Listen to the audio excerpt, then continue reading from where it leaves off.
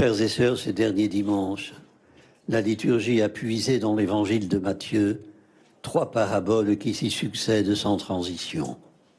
Elles font corps et furent prononcées dans le temple libérées des parasites par le grand coup de balai de Jésus. Elles sont adressées aux mêmes destinataires, le clergé et les anciens du peuple. Elles portent jugement sur Israël, qui, en dépit de l'appel de Jean-Baptiste à la conversion, ne l'a pas entendu. Sauf que cette fois, ce n'est plus un prophète qui parle, mais Jésus lui-même. Jésus annonce qu'Israël, la vigne du Seigneur, ne porte plus de fruits et qu'elle lui sera enlevée. 3 paraboles, une même annonce. L'image du festin dans la Bible est aussi fréquente que celle de la vigne. Elle fait référence à l'union de Dieu et de son peuple. Les prophètes l'ont popularisée. Le voile de deuil, le linceul qui couvre toutes les nations se déchirera, écrit Isaïe. Tous, même les païens, sont invités au festin de la noce. Dieu n'a d'autre projet que de mettre un terme à la tristesse et à la honte, de changer notre deuil en une danse, de nous conduire vers les eaux tranquilles, le juste chemin, de nous faire revivre, selon les mots du psalmiste. Le salut est offert à bras ouverts, offert, mais rejeté. Invité par le roi au festin des noces de son fils, il ne voulait pas venir. Réitérer l'invitation tourne au tragique. Alors le roi se met en colère devant le déchaînement de violence. Suite une série de séquences toutes allégoriques dont les significations sont obvies. Jésus vit ce dont il parle. Il connaît l'amour de Dieu pour ses enfants. Il mesure douloureusement l'écart qui sépare cet amour de la façon dont il est accueilli. Il est la première victime. Il sait que son message rencontrera l'incompréhension de ceux qui auraient dû être au premier rang, les autorités religieuses dont il dérange les habitudes et bouscule les modèles. Il sait ce qu'il attend. Il est toutefois consolant, frères et sœurs, de voir que les réactions hostiles n'entament finalement pas la générosité du roi. Sa colère n'est que passagère. Il envoie de nouveaux serviteurs, en clé les apôtres, les disciples, aux croisées des chemins, afin qu'ils rassemblent tout ce qu'ils rencontreront, les mauvais comme les bons. Il les envoie, commente le pape François, auprès de l'humanité des carrefours, de celles et ceux que rejettent ou méprisent nos sociétés. Nous aussi, nous sommes tous appelés à ne pas réduire le royaume de Dieu aux limites de notre petite Église, dit encore le pape, mais à élargir l'Église aux dimensions du royaume de Dieu. Ici, frères et sœurs, ne nous égarons pas. Que signifie, alors que la salle des noces est pleine, l'exclusion sans ménagement d'un pauvre hère par le roi lui-même? Il a répondu à l'invitation. Il s'est présenté sans vêtements de noces. N'y aurait-il point de festin sans habit de noces? Certes, la condition n'a pas été affichée à la porte, mais elle s'explique parce qu'elle va de soi. Pour une telle fête, non plus à venir, mais toujours prête, il faut se changer, comme on dit, ou mieux changer, c'est-à-dire se convertir, comme on ne dit pas. Les 3 paraboles s'adressent à des sourds et à des malveillants. Matthieu les a recueillis à l'intention de sa communauté. Jésus enseigne, nous héritons de cet enseignement. À nous d'en tirer la leçon. L'immense don fait par le roi, en invitant généreusement, ne doit jamais être pris à la légère.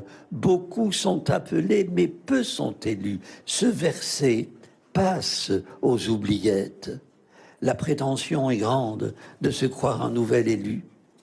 Il est plus agréable d'entendre la catéchèse développer la miséricorde infinie de Dieu que le devoir de conversion.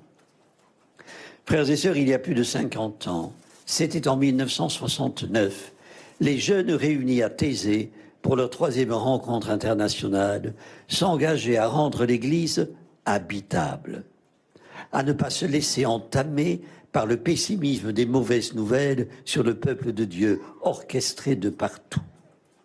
Habitable, l'Église l'est-elle vraiment? Le pape François en appelle aujourd'hui la semaine dernière, le 4 octobre, lors de la cérémonie d'ouverture des travaux du synode. Le pape en appelle à une Église qui a Dieu en son centre et qui, par conséquent, ne se divise pas à l'intérieur et n'est jamais dure à l'extérieur. Une Église qui prend des risques avec Jésus. Frères et sœurs, prendre des risques, il n'en était pas question pour les prêtres et les anciens. Qu'en est-il pour nous? Partir au-devant de personnes que nous ne connaissons pas, changer de milieu, agir différemment, c'est rompre la force de nos habitudes et renoncer à notre confort. Entrer dans la salle du festin ne saurait être remis à plus tard. Tout est prêt. Et les places vides au banquet nuptial du Seigneur ne sont plus une parabole, mais une réalité, constatée Benoît XVI.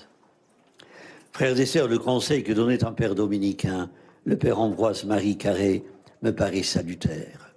Prenons l'habitude de faire, en fin de semaine, le compte des alibis qui ont protégé notre confort. Des alibis qui, opportunément inventés, nous épargnent de prendre le risque de la charité. Frères et sœurs, Dieu nous donne sans cesse rendez-vous à la croisée des chemins pour que nous bâtissions un monde différent de celui que nous laissons bâtir, ou pire, que nous aidons à bâtir sans lui. Qui à Dieu ne manque de rien, Dieu seul suffit, disait sainte Thérèse d'Avila, dont nous célébrons aujourd'hui la fête. Frères et sœurs, prions pour ceux qui s'excluent volontairement ou par ignorance du festin du royaume. Pour eux aussi, Dieu le tient toujours prêt. Amen. En ce premier jour de la semaine missionnaire mondiale, je choisis comme oraison la prière qui a été composée à cette occasion. Prions le Seigneur. Ô Seigneur Jésus, comme les disciples d'Emmaüs, nous sommes tentés par le découragement. Viens nous rejoindre et marcher avec nous. Sèche nos larmes, réchauffe nos cœurs. Relève ceux qui sont affligés, guéris les blessés, soulage les malades, réconforte les foyers. Donne-nous la grâce d'une plus grande foi en ton Eucharistie, que nous puissions sentir ton amour immense, ardent, et que nos cœurs devenus brûlants nous poussent sur les chemins par toute la terre, proclamer ta bonne nouvelle.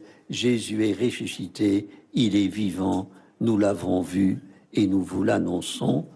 Amen. Le Seigneur soit avec vous. Que Dieu Tout-Puissant vous bénisse, le Père, le Fils et le Saint-Esprit.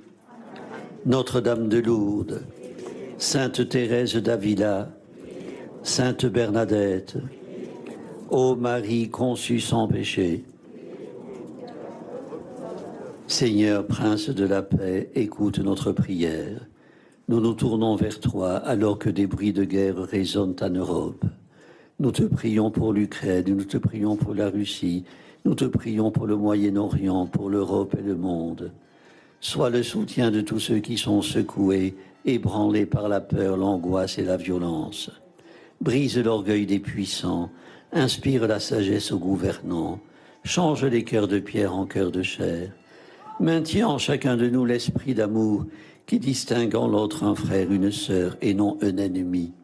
Seigneur, fais de nous des artisans de paix. Avec tous les chrétiens à travers le monde, prions les mots que Jésus nous a enseignés pour que sa volonté soit faite sur la terre comme au ciel. Notre Père, qui es aux cieux, que ton nom soit sanctifié, que ton règne vienne, que ta volonté soit faite sur la terre comme au ciel. Donne-nous aujourd'hui notre pain de ce jour. Pardonne-nous nos offenses, comme nous pardonnons aussi à ceux qui nous ont offensés. Et ne nous laisse pas entrer en tentation, mais délivre-nous. Ô Vierge Marie, le peuple chrétien, à Lourdes vous prie. Chez vous il revient. Ave, Ave.